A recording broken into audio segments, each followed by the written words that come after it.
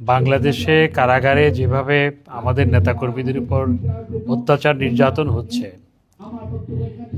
এবং অত্যাচার নির্যাতন বিনা চিকিৎসার কারণে ইতিমধ্যে আমাদের প্রায় 2 শতাধিক নেতাকর্মী কারাগারে মৃত্যুবরণ করেছে।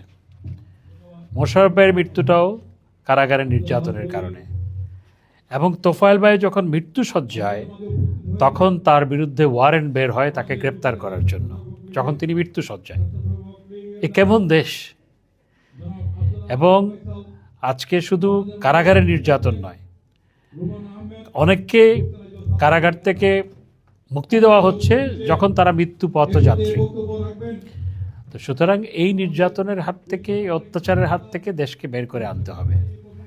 ডক্টর ইউনূসের যে নির্যাতন, অত্যাচার, আমরা আশা করেছিলাম নির্বাচনের পর, নতুন সরকার গঠিত হওয়ার পর আমরা আশা করেছিলাম সেটি বন্ধ হবে, কিন্তু সেটি বন্ধ হয়নি, সেটি এখনও অব্যাহত আছে।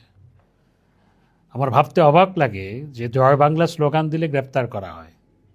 আমার ভাবতে অবাক লাগে যে জানাজা থেকেও মানুষকে গ্রেপ্তার করা হয়। তোফায়েল ভাইয়ের জানাজার পরে আজকে অনেককে গ্রেপ্তার করা হয়েছে। এগুলো বাংলাদেশে কখনো ছিল না, এগুলো সোমালিয়ার জঙ্গলেও নাই, কিন্তু বাংলাদেশে এগুলো হচ্ছে। এটি আমাদের জন্য চরম দুর্ভাগ্যের।